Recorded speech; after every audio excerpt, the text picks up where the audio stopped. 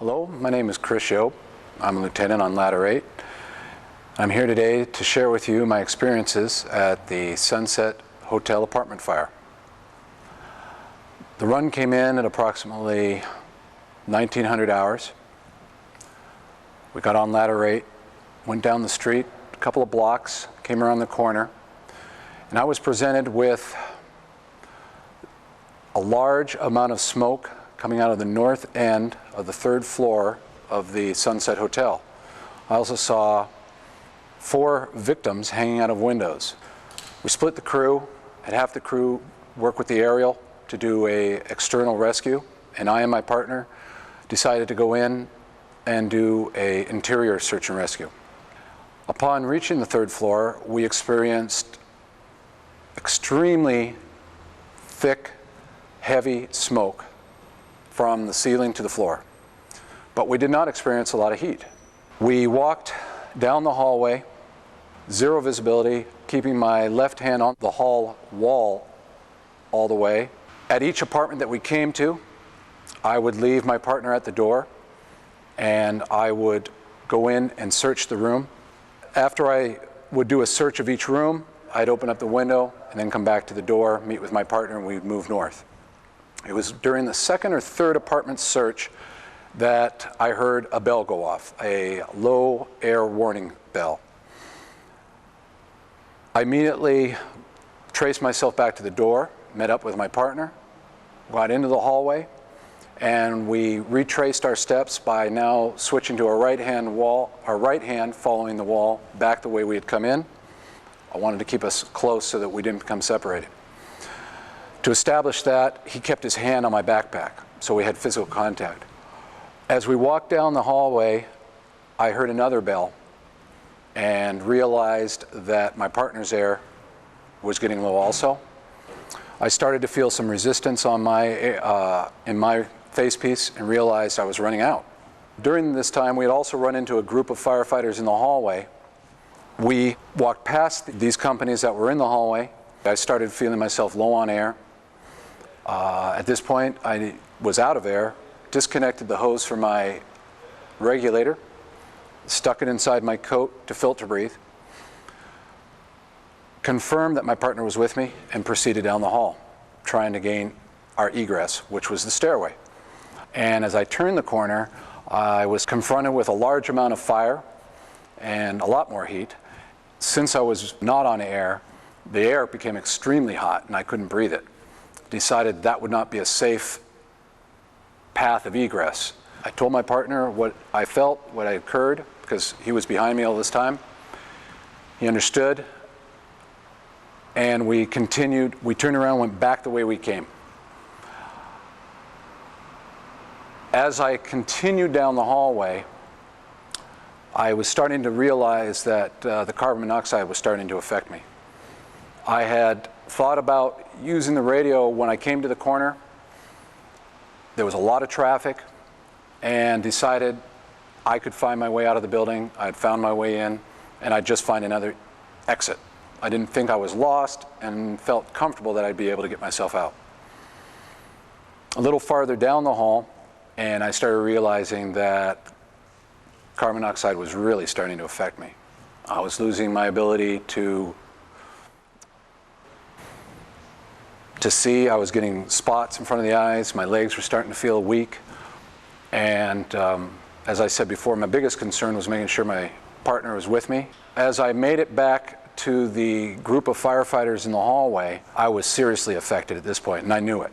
The one thing I knew is that I needed air as quick as possible. I grabbed one of the members of that group and told him that I needed air immediately. My partner lost contact with me physically and lost visual contact.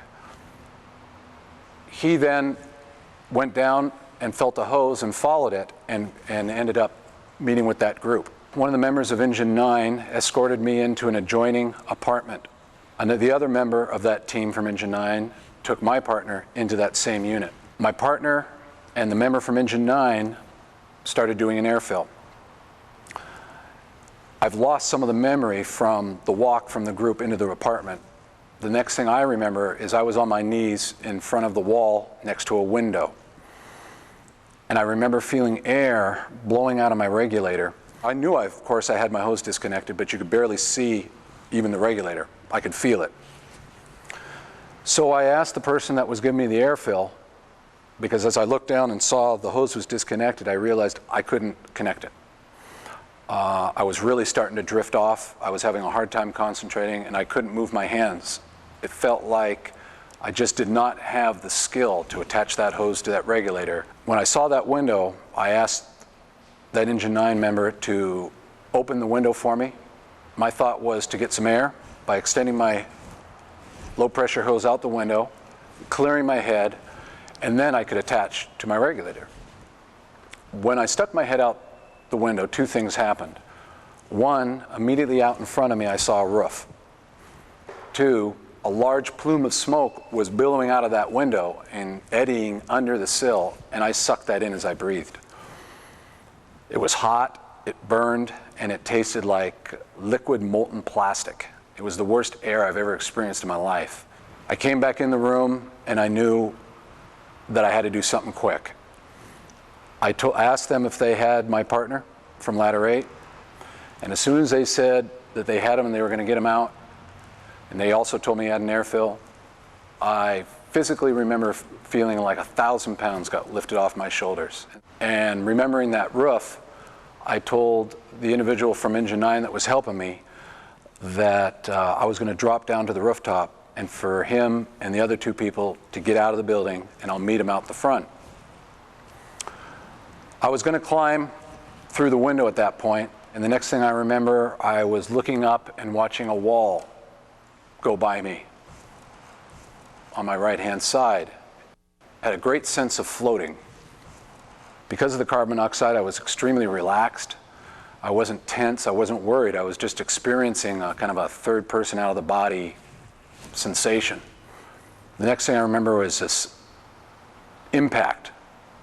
No pain, but just a very sudden impact. And it happened twice. So I hit, and I guess I bounced. My next memory is hearing the abandon the building over the radio. At that time, I guess I was face down. I looked up, and I saw 3 stories of brick on my left-hand side. So I looked through the alley to find a way out. Both ends of the alley were blocked. It's a blind alley. It was like a light well for these buildings. But there was windows on the building adjacent. And I went to one of the windows, and it was meshed with wire, and I smashed it out with the elbow of my right arm. I then crawled through that window, through a store, and out the front door of that store. Went around the building, met up with the crew from Ladder 8, asked them to get the rig out of the way. I was concerned that we were going to have collapse from the front of the building. And one of the members saw the state that I was in. Apparently I didn't look really good at that time. And they took me to the incident commander, who then sent me to the medics. And the medics started spine precautions, put me on the backboard, and took me to Harborview. If you can learn anything from this that will help you so you don't go through what I did, and you don't have to live with some of the physical restrictions that I will from this point on, then it is well worth doing this, and I certainly do appreciate the department's effort in putting this together. Thank you.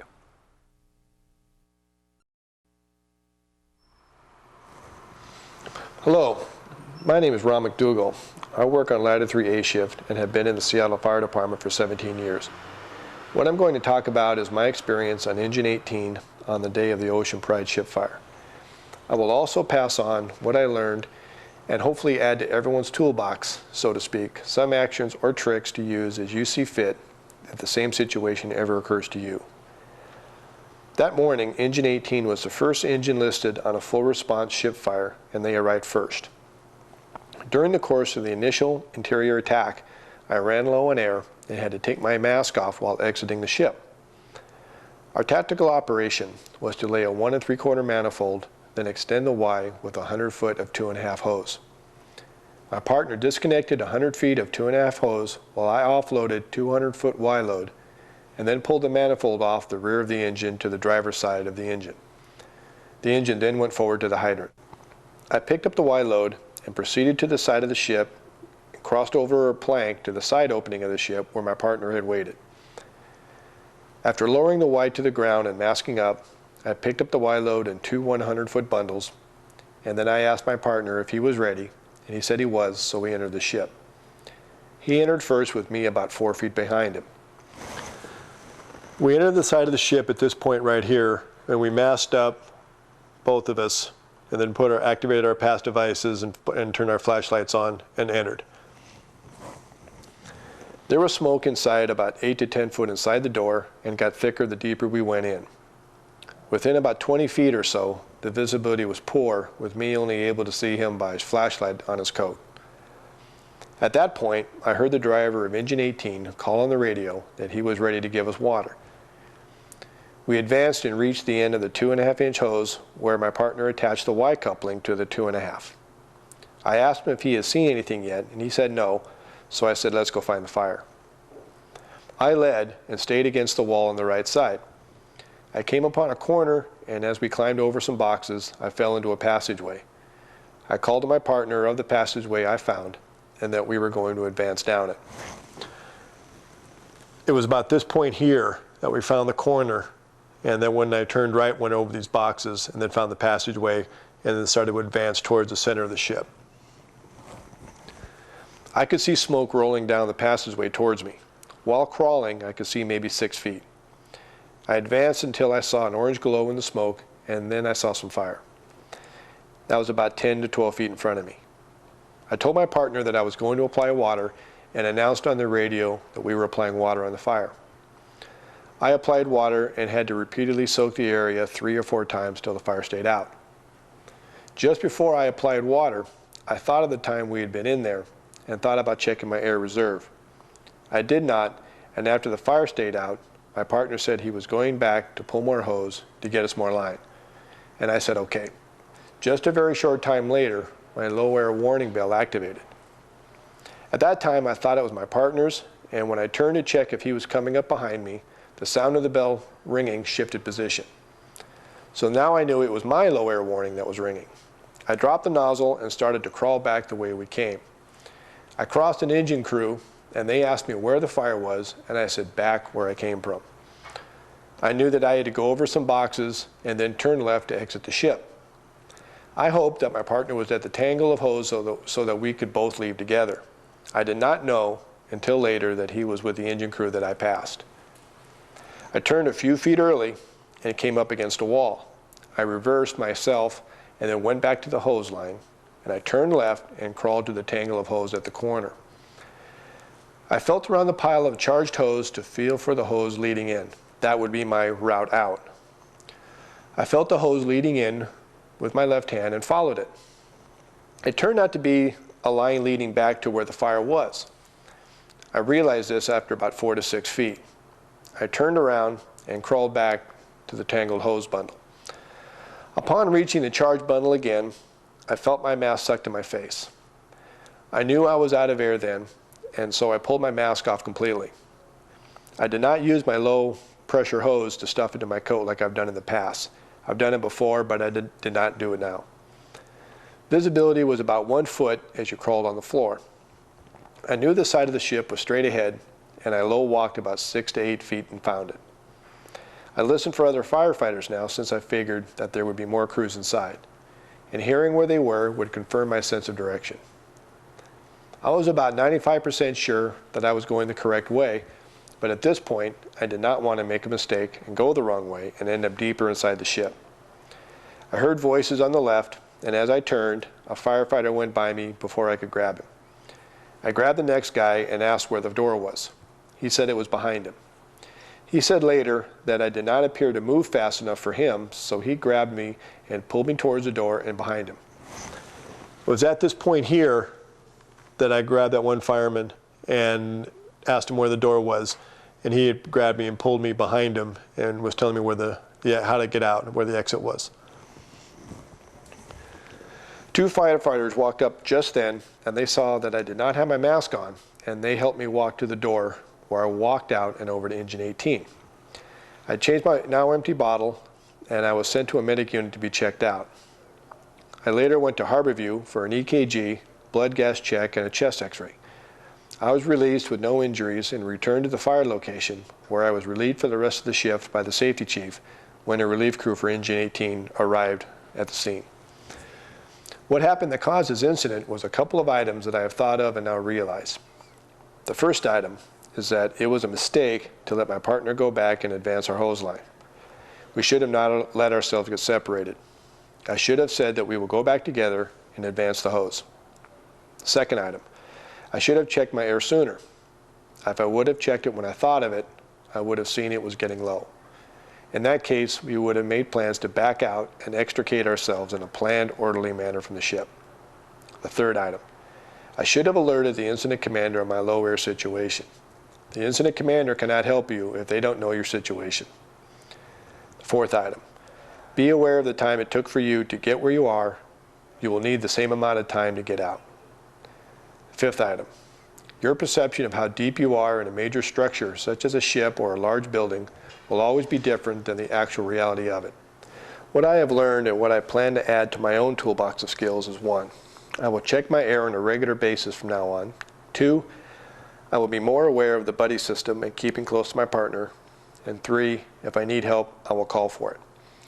This has been my experience with the Ocean Pride ship fire, and I hope this experience will never happen to anybody else, and I hope that the points that I brought up will be useful to anybody that needs them. Thank you.